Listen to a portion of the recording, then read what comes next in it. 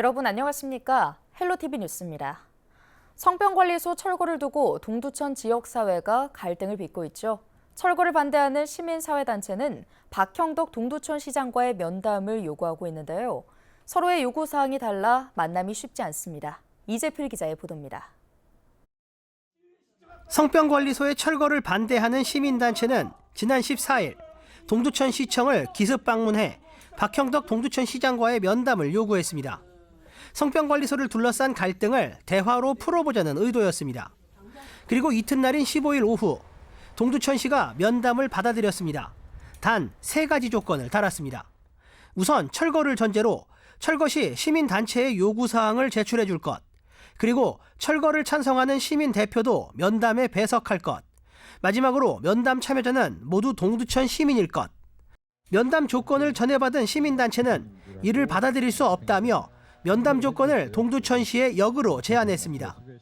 시민단체는 성병관리소에서 벌어진 인권 유린은 대한민국의 문제로 면담 참여 조건에 동두천 시민이라는 제한을 두지 않아야 할 것, 철거를 전제로 한 것이 아닌 철거와 보존 등 모든 상황을 열어두고 이야기할 수 있어야 할 것, 철거를 찬성하는 시민 대표는 동두천시가 따로 면담할 것 등을 요구했습니다. 옛 성병관리소 문제는 동두천 시민의 문제이기도 하지만 피해자 및 대한민국의 문제이기도 합니다. 철거와 보존 및 활용의 모든 문제를 허심탄회하게 이야기할 수 있는 자리이기를 바랍니다. 동두천시는 시민단체의 역제안을 어떻게 할지 내부 논의 중입니다. 성병관리소를 두고 박형덕 동두천시장과 시민단체 간 면담이 이루어질 수 있을지 관심이 집중됩니다. 헬로티비 뉴스 이재필입니다. 한편 지난 16일 오후 더불어민주당 대외협력위원장을 맡고 있는 박해철 국회의원이 성병관리소 앞 천막 농성 현장을 방문했습니다. 박 의원은 시민단체 회원들을 만나 굳게 닫힌 성병관리소 입구와 철거 용역업체의 진입 흔적 등을 둘러봤는데요. 시민단체의 기자회견에 동참한 박 의원은 성병관리소 철거 강행에 깊은 우려를 표한다고 강조했습니다. 이어 성병관리소는 단순한 건축물이 아니라 미군 기지촌 여성들을 강제 수용한 국가폭력의 상징적 장소라며 일방적인 철거를 중단하고 충분한 논의를 통해 합리적인 대안을 마련해야 한다고 강조했습니다. 이곳은 여성 인권 침해에 비극을 증언하는 공간이자 국가폭력이 남긴 아픈 교훈을 담은 장소이기도 합니다. 인권과 정의가 무엇인지 우리에게 일깨워주는 이 장소의 미래는 반드시 사회적 합의를 거쳐 결정되는 것이 마땅합니다. 지난 16일 오전 의정부 경전철 운행이 또 중단돼 출근길 시민들이 불편을 겪었습니다. 의정부 경전철은 이날 오전 8시 15분쯤 송산역 하선에서 동력 변환 장치 고장으로 경전철 운행이 중단되다가 45분 만인 오전 9시쯤 재개됐는데요. 의정부 경전철은 지난달 6일에도 선로 전환기 고장으로 출근 시간대부터 7시간 정도 운행을 멈췄으며 같은 달 13일에도 출근길에 30분간 운행이 중단됐습니다. 의정부시는 지역경제 활성화와 다양한 산업의 확대를 위해 지식산업센터의 입주 업종을 대폭 늘렸습니다. 확대 업종은 총 68개로 OEM 제조업과 반환 미군 공여지 개발 사업 및 대규모 건설 사업 추진을 위한 건설업 45종, 복합 융합 문화단지 조성 및 기업 유치 전략 수립에 따른 콘텐츠 관련 업종 12종 등입니다. 김동근 의정부시장은 이번 입주 업종 확대를 통해 지역 경제에 활력을 불어넣고 기업들이 자생적으로 성장할 수 있는 토대를 마련할 것이라고 말했습니다. 경기 대진 테크노파크는 지식재산을 위한 새로운 환경을 조성하기 위해 지난 16일 경기 북부 지식재산센터의 개소식을 개최했습니다. 이번 개소식에는 이명문 이사장, 김성중 경기도 행정일부지사, 김한기 특허청장, 김용태 국회의원, 백영현 포천시장 등 150여 명이 참석했는데요. 경기 북부 지식재산센터는 경기 북부 지역의 지식재산권 창출과 기술혁신 촉진을 목표로 특허정보 서비스를 제공하고 지식재산권 창출 등 지역별 특화된 사업을 수행합니다. 인천시가 시내버스에 이어 광역버스 준공영제 시행에 들어갔습니다. 배차 간격을 줄여 시민들의 교통 편의를 개선하겠다는 건데 예산이 걸림돌이 될 것으로 보입니다. 송효찬 기자의 보도입니다. 인천과 서울을 오가는 광역버스는 10개 운송업체 337대입니다. 하지만 실제 운행은 절반 수준인 201대에 그치고 있습니다. 코로나19로 승객이 줄고 기사도 이탈하면서 운송업체들이 적자 노선을 줄인 탓입니다. 인천시가 이 같은 문제를 해결하기 위해 광역버스 준공영제 시행에 들어갔습니다. 준공영제 대상은 10개 운수업체 28개 노선 201대 차량입니다. 준공영제 시행에 따라 우선 광역버스의 배차 간격이 단축됩니다. 현행 59.9% 수준의 운행률을 70%까지 높이고 주요 출퇴근 노선 등의 배차 간격을 10분 내로 조정할 계획입니다. 안정적인 운영이 가능해지면 코로나19 이전 수준인 90%까지 확대할 방침입니다. 파업 등 불가피한 경우에도 최소 50% 운송률을 유지한다는 등의 노사정 상생 협약도 맺었습니다. 지금 운행률이 60%가 안 되는 것을 70% 이상으로 상향 조정하고 배차 간격도 10분 이내로 조정되면서 교통편의 서비스가 증대된다는 효과를 갖게 됩니다. 시는 또 오는 2025년까지 차량 도착 시간에 따른 잔여 좌석 알림 서비스를 도입하고 노후된 정류장 시설을 정비하는 한편 노선도 확인과 버스 정보 알림 기능을 강화해 시민 편의성도 높일 계획입니다. 이제 남은 것은 준공영제를 위한 예산입니다. 당장 내년부터 기사 월급을 비롯한 준공영제에 들어가는 예산은 350억 원. 하지만 버스 운행률이 높아질수록 버스 기사는 물론 버스 대수도 늘어나는 만큼 이에 따른 재원 확보 방안도 필요해 보입니다. 헬로티비 뉴스 송유창입니다. 경기도민에게 대중교통 요금 일부를 환급해주는 더 경기 패스가 시행 5개월 만에 가입자 100만 명을 넘었습니다.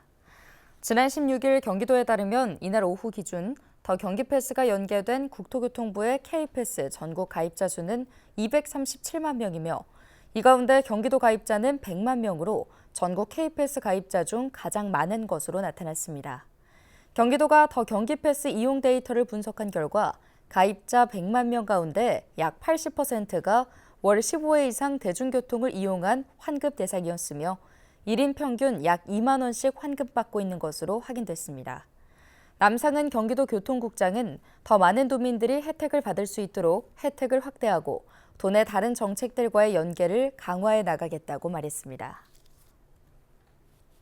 인천시가 오늘 18일부터 인천 지하철 2호선에 열차 한 대를 추가 투입합니다.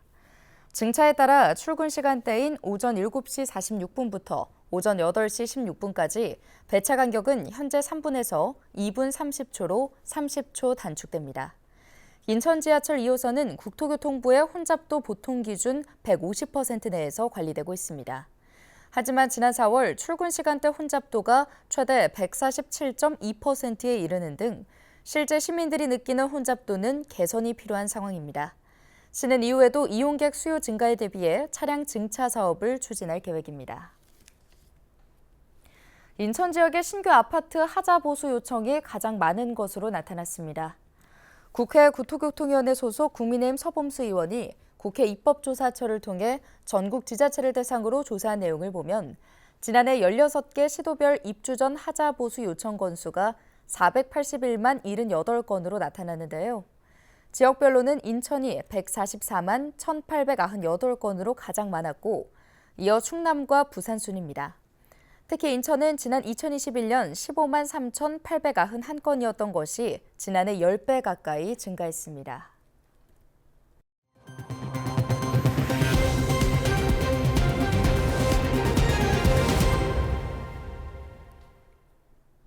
경기도가 준공 후 2년이 지난 택지와 공공주택 지구내 공공시설용지 미매각 현황을 점검한 결과 30개 지구내 공공시설용지 99곳 61만 제곱미터가 미매각 상태인 것으로 나타났습니다. 경기도는 매각 계획이 없는 곳 99곳 중 47곳이 매입의향기관의 예산 미확보와 행정수요 부족 등으로 보류 상태라고 밝혔는데요. 또 나머지 59곳은 지정 매입기관이 매입을 포기한 용지로 해당 지자체에서 지구단위 계획 변경 등을 통해 용도 변경을 검토 중이라고 덧붙였습니다. 학교와 공공청사, 도시지원시설과 주차장 등 용도로 활용되지 못하고 빈 토지로 남아있는 미매각 용지들은 경관 훼손과 쓰레기 불법 투기 등으로 민원을 발생시키고 있습니다. 국제교류 협력 강화 등을 위해 미국을 방문 중인 김동연 경기도지사가 첫 일정으로 워싱턴에 있는 미주개발은행을 방문했습니다. 김 지사는 IDB 일랑 고우드파잉 총재를 만나 경기도 IDB 중남미를 잇는 삼각 경제협력 구상을 제안했는데요. IDB는 남미와 카리브해 지역의 경제, 사회 개발을 위해 1959년 설립됐으며 회원국은 48개국입니다. 김 지사는 오늘을 계기로 경기도와 IDB 간 협력이 특히 디지털 경제와 기후테크 분야에서 더욱 강화됐으면 좋겠다고 말했습니다. 일랑 고우드파잉 총재는 한국과의 협력이 굉장히 중요하고 IDB는 지방정부와의 소통과 협력을 중요하게 생각한다고 답했습니다. 불법으로 폐수를 배출한 업체들이 인천 특사경에 적발됐습니다. 인천시 특별사법경찰은 지난달 9일부터 30일까지 식품 제조업체와 가공업체 23곳을 조사한 결과 불법 폐수 배출업체 4곳을 적발했다고 밝혔는데요. 단속은 폐수 배출 시설 설치 신고 이행 여부와 수질 오염 방지 시설 정상 가동 여부, 일지 작성의 적정성과 폐수 배출 허용 기준 준수 여부 등을 중점적으로 점검했습니다. 이번에 단속된 업체 중 한 곳은 총유기탄소의 배출 허용 기준을 4.6배 초과해 배출했다가 적발됐습니다.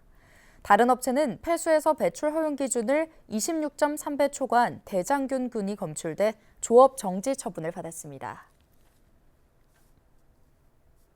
만취한 상태로 주차된 차량을 파손한 현직 경찰 간부가 경찰에 붙잡혔습니다. 인천 노년경찰서는 재물손괴 혐의로 부평경찰서 소속 모 파출소장 50대 A 경감을 불구속 입건했는데요. A 경감은 지난 8월 중순쯤 인천 남동구 만수동의 한 길거리에서 술에 취한 상태로 주차된 승용차를 발로 차서 파손한 혐의를 받고 있습니다. 경찰은 피해 차주의 신고를 받고 주변 CCTV 영상을 확인해 A 경감을 피의자로 특정했습니다. 현재 A 경감은 대기 발령 상태며 경찰은 조사 결과에 따라 징계 수위를 결정할 예정입니다. 17일 경기도가 중국 온라인 플랫폼에서 판매 중인 어린이 제품의 안전성 검사를 실시한 결과 절반가량이 국내 안전기준에 부적합한 것으로 나타났습니다. 특히 아동용 모자에서는 호르몬 균형의 교란을 일으키는 프탈레이트 가소제가 기준치의 375.9배 검출됐는데요. 이번 검사는 어린이 제품 안전특별법에 따른 품목별 유해물질 및 물리적 안전요건 전 항목에 대해 이루어졌으며 국가공인 시험기관인 한국기계전기전자시험연구원에서 진행했습니다. 그 결과 53%에 달하는 37개 제품이 국내 안전기준에 미달한 것으로 조사됐습니다. 경기도는 이번 검사 결과로 확인된 국내 안전기준 부적합 제품에 대해 플랫폼 사업자에게 판매 중단을 요청할 계획입니다.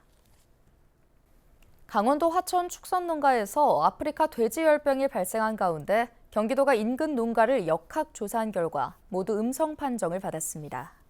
경기도는 지난 13일 강원도 화천군 소재 양돈농가에서 아프리카 돼지열병이 발생해 인접한 포천 가평 등 경기 북부 역학농가 등에 대해 일제 정밀검사와 함께 소독을 실시했는데요. 도는 역학농가 등에 대한 경기 북부 양돈농가 예찰 활동을 지속적으로 실시하고 파주와 연천 접경지역 양돈농가 20호에 대해 아프리카 돼지열병 환경검사를 11월 말까지 병행할 예정입니다. 인천시가 마약 중독 예방과 치료를 위한 협력에 나섭니다. 시는 지난 16일 2024년 하반기 마약류 중독자 치료보호 관계기관 협력회의를 개최했다고 밝혔는데요. 이번 회의는 상반기에 이어 각 기관의 마약류 중독 예방과 치료보호 사업 현황을 공유하고 마약범죄 예방과 치료, 재활을 위한 협력 방안을 논의하기 위해 마련됐습니다.